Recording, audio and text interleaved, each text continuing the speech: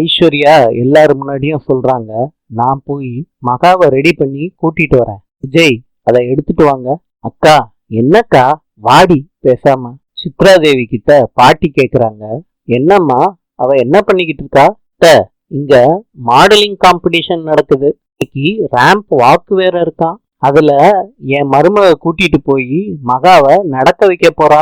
காயத்ரி சொல்றாங்க, ஒரு வீட்டுக்கு புது மருமக வந்தா மவுஸ் அதிகமாகும், இங்க பழைய மருமகளுக்கு மவுஸ் அதிகமா இருக்கு.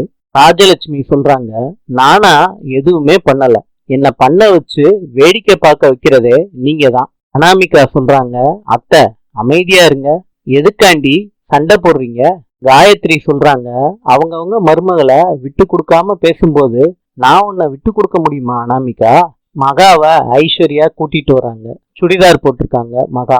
எல்லாரும் சந்தோஷப்படுறாங்க. பாட்டி மகாவுக்கு பக்கத்துல வந்து சொல்றாங்க, நீ ரொம்ப அழகா இருக்கமா, என் கண்ணே பற்றும் போல இருக்குமா, நல்லா இரு.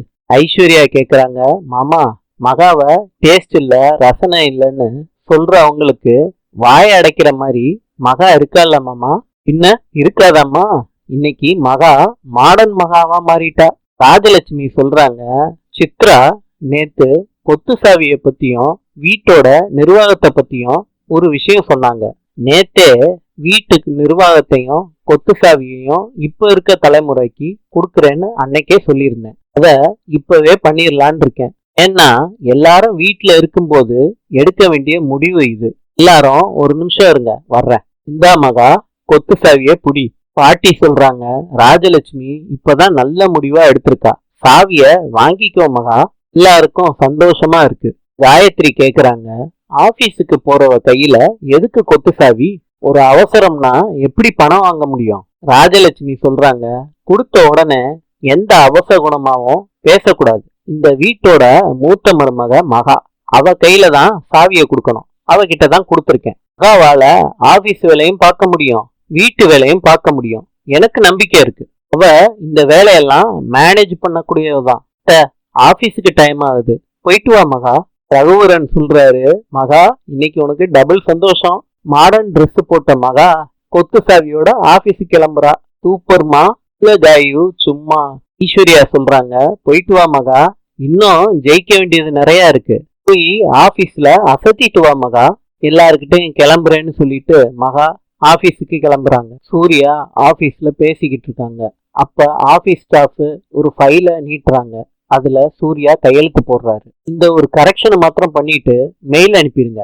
சரி சார். சூர்யா வெளியே நிக்கிறப்ப மகா கார்ல வந்து இறங்குறாங்க. சூர்யா பார்த்து அசந்து போறாரு. என்ன ட்ரெஸ் இது? என்னங்க உங்களுக்கு பிடிக்கலையா? கன்றாவியா இருக்கு. அப்படியாங்க, இவ்வளவு நேரம் ஆளே முழுங்குற மாதிரி பாத்துக்கிட்டு இருந்தீங்களே, அதுக்கு என்ன சொல்ல போறீங்க? திடீர்னு இந்த மாதிரி ட்ரெஸ் பண்ணிட்டு வந்தா பார்க்கதான் செய்வாங்க. அப்படியா சூர்யா? சரி சரி. என்ன மகா திடீர்னு இந்த சேஞ்சு? யாரோ எனக்கு டேஸ்ட் இல்ல ரசனை இல்ல எனக்கு எதுவுமே தெரியாதுன்னு சொன்னாங்களாம், அதனாலதான் எங்க அக்கா இப்படி எல்லாம் என்ன ட்ரெஸ் பண்ணி அனுப்பி விட்டாங்க ஆபீஸுக்கு. கொஞ்ச நேரம் கழிச்சு மாமாவும் ஆபீஸுக்கு வர்றேன்னு சொன்னாரு. எதுக்கு மகா? உங்களுக்கு தெரியும்னு ராகவன் மாமா கிட்ட எங்க அக்கா சொல்லிட்டா, அதனால சொன்னது யாருன்னு கேக்குறதுக்காண்டி மாமா வர்றாங்க. என்ன மகா விளாடுறியா? நான் ஒன்னும் விளாடலையே, சீரியஸா தான் உங்ககிட்ட சொல்லிக்கிட்டு இருக்கேன். மாமா வந்து கேட்பாரு, நீங்க பதில் சொல்லுங்க. சரியாங்க, போலாமா? Okay ma'am. மகா லிப்ட்ல போறத சூர்யா பாக்குறாரு, வச்ச கண்ணு மாறாம. அப்ப சூர்யாவோட மனசாட்சி சூர்யாவை கூப்பிடுது. மாமே பொண்ணு சோக்கா இருக்குதா? மனசாட்சி பப்ளிக்ல என் மானத்தை வாங்காத. பப்ளிக் என்னையா, இந்தியாவுக்கே ரிபப்ளிக் கிடைச்சிருச்சு, நீ என்னடானா பப்ளிக்குங்கிற? செமையா இருக்குதா? எனக்கு பிடிச்சிருக்குப்பா. என்னடானா மனசுக்குள்ள ஆசைய வச்சுக்கின்னு அது இதுன்னு அடச்சை ஏமாத்திக்கிட்டு ஏயா இருக்குத? பண்ணியா என்ன அத்து விட்டுரு, நான் மேரேஜ் பண்ணிக்கிறேன். மனசாட்சி உன்னைய ஆபீஸ்னு பாக்குறேன், உன்னை அடிச்சு நொறுக்கிடுவேன். சும்மா சீன காட்டுற, எனக்கு பிடிச்சிருக்குன்னு சொல்றேன், அது இதுன்னு சொல்லிக்கிட்டு இருக்க. மனசுக்குள்ள இருந்து காதல் பொங்கி வருதுப்பா. என்னடானா எல்லாத்தையும் மனசுக்குள்ள வச்சுக்கின்னு கூட்டி வச்சுக்கின்னு இருக்க, மாத்திரம் வேடிக்கை பார்த்துக்கின்னு இருக்குமா? அந்த மகா எனக்கு தான்ப்பா. நான் மகாவை தூக்கின்னு போல, என் பேரை மாத்தி வச்சுக்கினேன். மனசாட்சி போயிரு சொல்லிட்டேன்.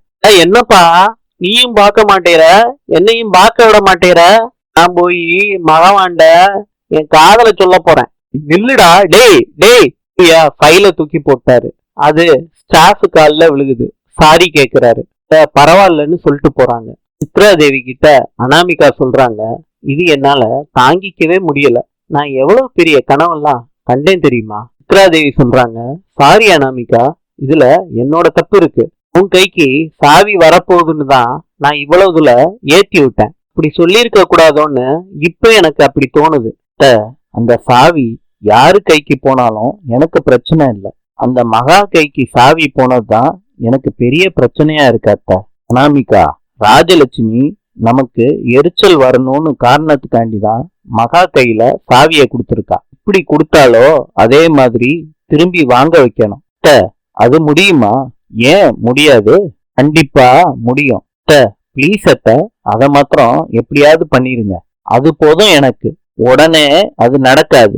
கழுகு இறக்கி காத்துக்கிட்டு இருக்க மாதிரி நம்ம காத்துக்கிட்டு இருக்கணும். நமக்காண்டி நேரம் வரும்போது நான் சொன்னதை நடத்தி காட்டுவேன். கொஞ்சம் வெயிட் பண்ணு, நான் சொன்னது நிச்சயமா நடக்கும். மகா ஆபீஸ்ல வேலை பார்த்துக்கிட்டு இருக்காங்க. இப்ப ஸ்வேதா ஆபீஸ் ரூமுக்கு வர்றத மகா பாக்குறாங்க. லாயரு ஏதோ முக்கியமான விஷயம் பேசணும்னு அர்ஜென்ட்டா வர சொன்னாரு. அன்னைக்கு நடந்த பிரச்சனையால ஏதாவது ரிஃப்ளெக்ட் ஆயிருக்குமோன்னு எனக்கு பயமா இருக்கு சூர்யா. ஸ்வேதா, சூர்யா இருக்கேன்ல, நான் பாத்துக்கிறேன், கவலைப்படாம வா போலாம். பவித்ரா, இங்க வாங்க. என்னோட அப்பாயின்மெண்ட்ஸ்லாம் என்னென்ன இருக்கு? ஆல்ரெடி நோட் அனுப்பிட்டேன் சார். பவித்ரா, எந்த மீட்டிங்கா இருந்தாலும் கேன்சல் பண்ணிருங்க. மகா சூர்யா கிட்ட கேக்குறாங்க, ஒரு நிமிஷம் உங்க கூட பேசலாமா? சொல்லு மகா, உங்ககிட்ட நான் தனியா பேசணும். ஸ்வேதா சொல்றாங்க, கேரி ஆன் சூர்யா. சூர்யாவும் மகாவும் ஆபீஸ் ரூம்குள்ள தனியா போறாங்க. என்னாச்சு? தனியா பேசணும்னு சொன்ன, பேசாமே இருந்தா என்ன அர்த்தம்? இங்க மீட்டிங் எல்லாம் கேன்சல் பண்ணிட்டு இப்ப எங்க போறீங்கன்னு தெரிஞ்சுக்கலாமா? அங்க வேற பிரச்சனையா? பேசி என்ன மூட் அவுட் பண்ணாத மகா. சூர்யா, நான் கேட்காம வேற யாரு கேப்பா? நான் ஏற்கனவே சொன்னதுதான், என்ன கேள்வி கேட்கறதுக்கு உனக்கு எந்த ரைட்ஸும் இல்ல. நான் ஏன் கேட்க கூடாது சூர்யா? ஆபீஸ்ல நீயும் நானும் ஹஸ்பண்ட் அண்ட் ஒய்ஃபே இல்ல. இங்க நீ ஒரு சாதாரணமான எம்ப்ளாய், அவ்வளவுதான். இந்த விஷயத்த மறந்துட்டு நீ என்னையவே கேள்வி கேட்பியா? சூர்யா, ஒரு நிமிஷம் நிக்கிறீங்களா?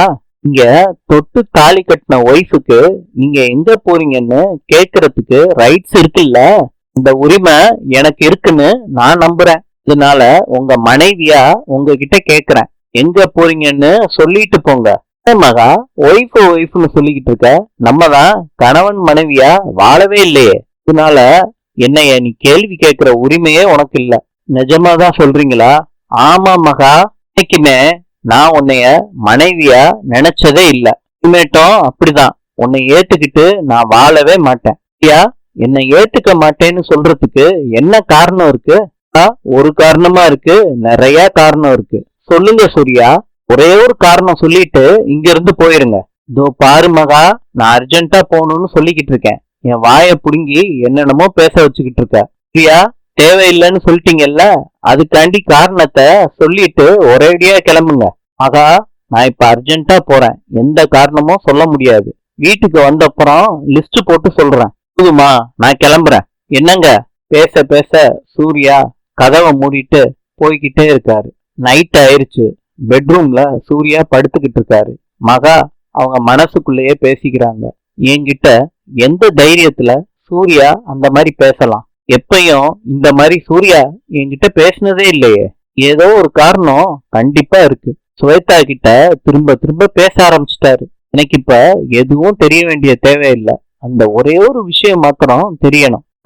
நடுராத்திரியில என்ன பண்ணிக்கிட்டு இருக்க? இன்னும்ல சூர்யா, நீங்க சொன்னீங்கல்ல ஒரு விஷயம், அத பத்தி தான் யோசிச்சுக்கிட்டு இருந்தேன். இப்பதான் எனக்கு வேற ஒரு விஷயம் தோணுச்சு. என்ன மகா, நடுராத்திரியில உனக்கு என்ன விஷயம் தோணுச்சு? ஆபீஸ்ல என்கிட்ட என்ன சொன்னீங்க? உன்னைய ஒய்ஃபா ஏத்துக்காததுக்கு 1000 காரணம் இருக்குன்னு சொன்னீங்கல்ல. நியாயமா பார்த்தா நான் உங்களை ஹஸ்பண்டா ஏத்துக்காததுக்கு ஏகப்பட்ட காரணம் இருக்கு. இன்று எகிப்தின் தலைநகரம் கெய்ரோ. நாளை சந்திப்போம்.